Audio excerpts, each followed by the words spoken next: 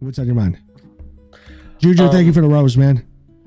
Yeah, so my position is I don't believe that Trump is awesome or anything close to it. I believe he's done multiple infractions of the Constitution and actively and knowingly is trying to violate the Constitution. Name one. Which shows he isn't fit for office. And I mean, I imagine someone knowingly trying to violate our law. Gachi, thank you so much for the Rosa.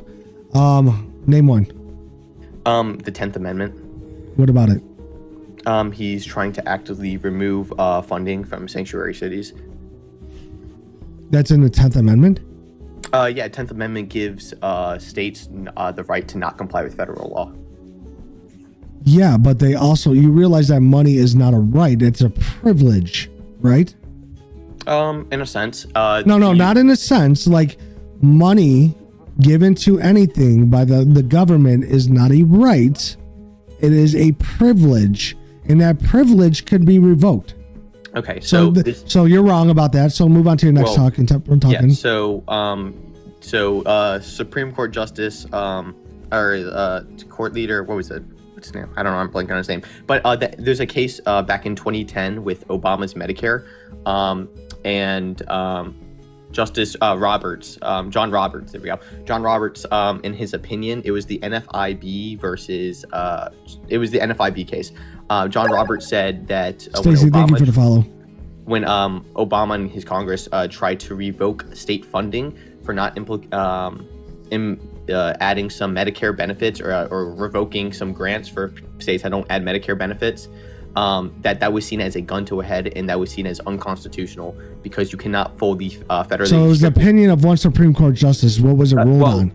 Well, this was Chief Justice Leader John Roberts. So it was. I'm going to ask I don't know why you guys have a problem with direct questions and direct answers. I don't understand. So was this ruled on in the Supreme Court, or was it just the opinion of one? This was ruled on in the Supreme Court. I'm reading, Justice's his majority opinion. So. It was ruled that completely revoking federal grants for not complying with federal law is deemed unconstitutional. It was seen as a gun to the head and completely unconstitutional. And there is, I believe, South Dakota versus Dole set the Dole standard, and there's like a 5-prong standard that governments have to meet when you're like stripping away or leaning towards someone. Revoking federal funding. It has to be specifically targeted. And by the way, Trump is doing this unilaterally too. So he's probably stepping over his Article 2 powers himself. That seems pretty bad, right? Let me verify what you're saying. So are you sure you want to go down that topic? Absolutely, yeah. I mean, this is the most. So the federal government can revoke and withhold federal grants from cities that do not adhere to federal law, but there are legal and constitutional limits to this power. Here is the breakdown of how the law works. Legal basis, so you're wrong. Legal basis for withholding federal funds. The federal government often attaches the conditions to grants given to the states or localities. These conditions must meet certain standards. Spending clause, so obviously, like when it came to Obamacare, there was probably certain spending that was not being allocated. Congress can use it to spend power, blah, blah, blah. A landmark case is South Dakota v. versus Dole, which is what you were talking about, where the Supreme Court upheld a law that withheld highway funds from states that didn't raise 5%. The drinking age to 21. Yeah, they upheld it. Yes, I agree. So that's why it's a 21 and older across the board.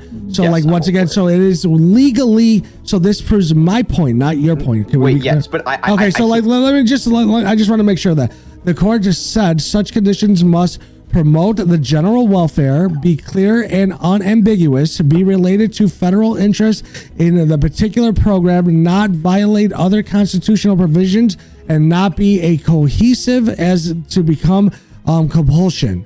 While the federal government has leverage, it can't use funding as a blunt force tool to compel cities or states to follow unrelated federal laws. So what he'll do, and what he's really good at doing, right, is like when you said the NFIB versus Sabelus, like the Supreme Court ruled, the threatening to withhold all Medicaid funding from the states unless they expand coverage under the ACA was unconstitutionally incorrosive, right? So the sanctuary cities cases, federal efforts to withhold funds from the sanctuary cities, Those limiting cooperation with immigration enforcement led to dozens of lawsuits. Courts ruled that the executive branch couldn't add conditions to grant unless authorized by Congress. Some funds were restored after ruling that the withholding was unlawful or unconstitutional. Cities versus federals. If the city refuses to comply with certain federal laws, immigration detainers, environmental rules, gun laws, the federal government can sue the city, pressure through Congress to change funding conditions, but it cannot unilaterally strip all fundings unless the conditions were legally attached to the grant in the first place. Okay. So you just learned about every. Okay, no. What I'm telling you, you were wrong. Wait, on what?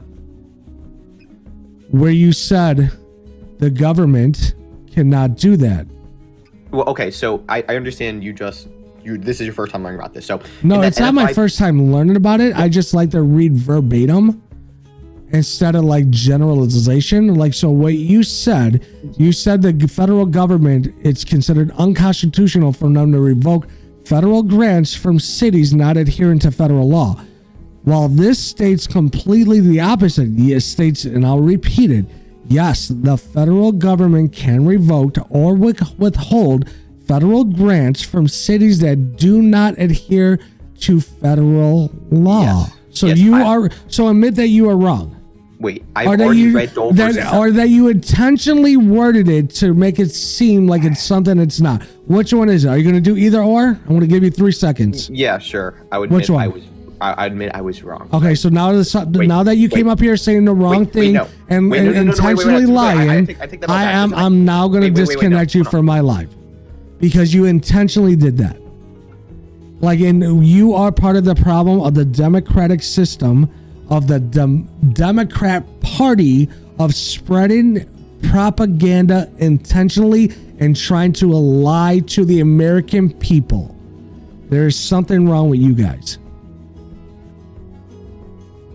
I wasn't. If you were right, I would have kept you up. What are you talking about? I keep people up that don't lie. If I would have looked up and you would have been it would have said no, the government cannot do this. I would have damn, you're right. That's kind of fucked up. But then my next argument would be well, is he doing it yet? He might be threatening people with it and threatening cities, but is he doing it yet? But here's the problem. I didn't have to go into that argument because the fact be told is that they can legally do it.